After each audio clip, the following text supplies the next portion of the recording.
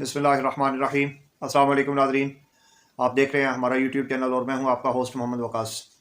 नाज़रीन, इलेक्शन 2024 8 फरवरी 2024 को हुए थे। आज 13 तारीख हो चुकी है और अभी तक कोई भी जमात ये मुकम्मल तौर पर दावा करने के काबिल नहीं हुई कि उनका वज़ीर आज़म आ रहा है या कोई वज़ीर आला आ रहा है। सब एक दूसरे के मुंह देख रहे हैं। मुझे ये बात समझ नहीं आ रही कि ये किस चीज़ की सिस्टम की नाकामी है। इलेक्शन कमीशन ऑफ पाकिस्तान का 5 सालों के अंदर एक सिंगल वन काम यही होता है कि उसने मुल्क के अंदर फ्री फेयर और ट्रांसपेरेंट इलेक्शंस करवाने होते हैं, और उसका फ्री फेयर को तो वो मेरे ख्याल में भूल गए हैं और उन्होंने फ्री रहने का काम सीख लिया। 8 घंटे में जो वोट पोल हुए वो 72 और 96 घंटे गुजरने के बावजूद उन गिने नहीं जा सके। ये चीज़ समझ से बाला तर है कि क्या आया हर सेकंड में एक वोट पोल होता रहा है। मेरा जहाँ तक अपना एक्सपीरियंस है, ये 2 से 3 मिनट के अंदर एक वोटर जो है वो अपना वोट पोल कर पाता है। और उसके बाद ये जीत और हार का सिलसिला जो बना है, इसमें अगर आप देखें तो ये इलेक्शन अपनी पूरी क्रेडिबिलिटी लूज कर चुका है। और इसके बाद जो लोग इलेक्शन कमीशन ऑफ पाकिस्तान का हिस्सा थे, मैं नहीं समझता कि वो अपने बच्चों के साथ भी नजरें मिलाने के काबिल है। इंतहाई गैर जिम्मेदाराना किस्म के इलेक्शन करवाए गए और समझते और बूझते हुए जानबूझकर ऐसे इलेक्शंस करवाए गए हैं जिसके की क्रेडिबिलिटी ख़त्म हो चुकी है। मैं हैरान हूँ कि कुछ हल्के ऐसे आए जिनके रिजल्ट्स ऐसे निकाले गए। लाहौर का एक हसला है, एक हल्का है, वहाँ पे जमात इस्लामी के उम्मीदवार को 0 वोट दिए गए। मतलब उसका जो सेकेंडर था उसने भी उसको वोट नहीं दी, उसने अब खुद भी अपने आप को वोट नहीं दिया, उसकी फैमिली ने भी वोट नहीं दिया, उसके वोटर्स और सपोर्टर्स ने भी वोट नहीं दिया, उसको 0 वोट मिले।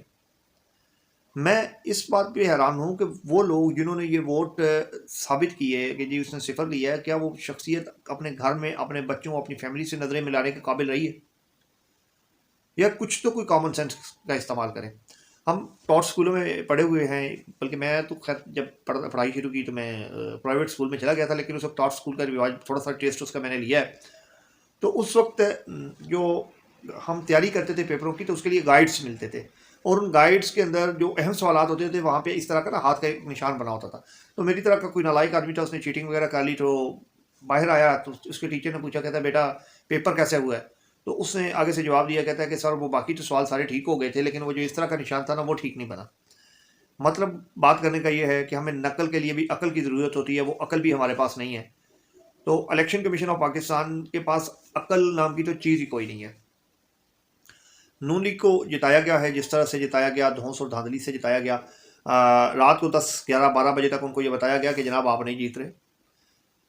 पीटीआई को मजलूमियत को वोट दिलवाया गया और ये जहन बनाया गया, क्योंकि हमारी कौम की नफ्सियात है, हम किसी और का जुल्म देख के, कश्मीर में हो, फ़लस्तीन में हो, यहाँ पे लोग जो है वो बड़े से हिंदुस्तान के पीरो जवान जो है वो उठ खड़े होते हैं और ऐलान कर देते हैं कि जनाब ये बड़ा जुल्म हो रहा है। और जुल्म के खिलाफ हमने हमेशा से मज़ाहमत भी की है और बगावत भी की है। पीटीआई के साथ ये जुल्म इस तरह से होता रहा, उनका कोई कैंडिडेट नहीं पकड़ा गया इलेक्शन के मौके पे, उनकी दरखास्तें आगे पीछे ऊपर नीचे हो कर करा के निकाली गई, मीडिया की जीनत बनाया गया। मैं ये कहता हूँ कि इदारों ने मुकम्मल तौर पर पीटीआई की कंपेन की, लोगों के दिलों में बिठाया कि ये मजलूम है, आप इनका साथ दें। लोगों ने फिर मजलूम का साथ दिया, वो जीत गए। और उसके बाद फिर लोगों को ये बताया गया कि आप अगर जितवा देंगे भी, अगर आप इनके साथ भी खड़े हों, तो आपके अंदर इतनी पावर नहीं है, ये वोट वहीं पे जाएगा जहाँ पे हम चाहेंगे।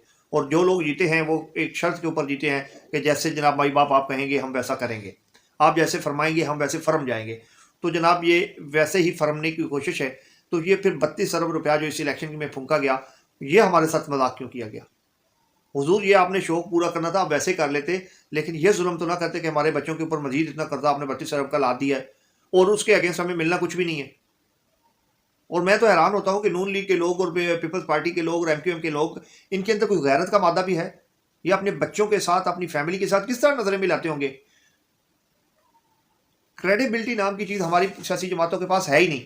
और जितनी सियासी जमातें हैं उनके पास क्रिटिसिज्म है, दूसरी पार्टी की लेग पुलिंग है, और अपनी कारकर्दगी किसी के पास कुछ नहीं है।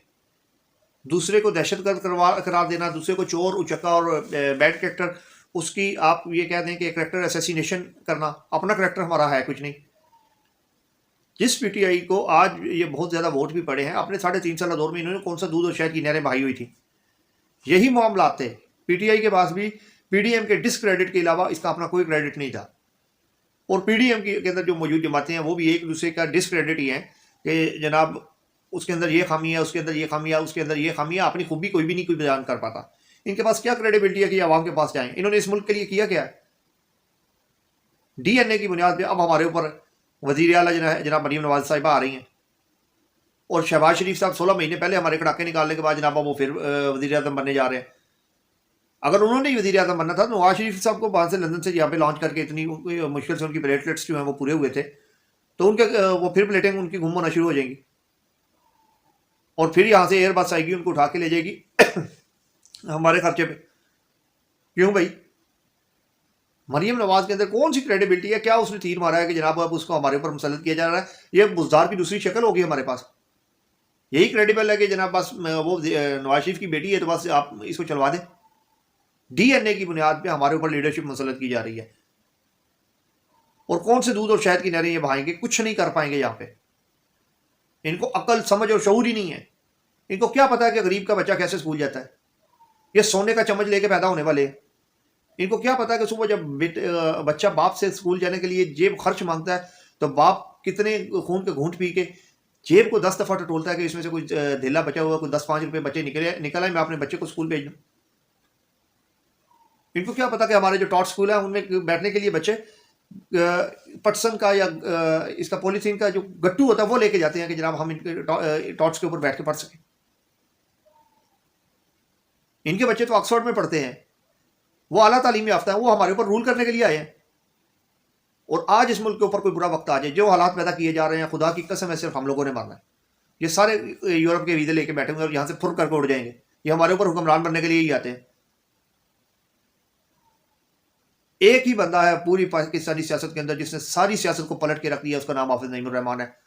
لیکن لعنت بھیجتا ہوں میں ایسی سیٹ کے اوپر جو میں نے جیتی نہیں ہے. جو جیتا اس کو دے دو.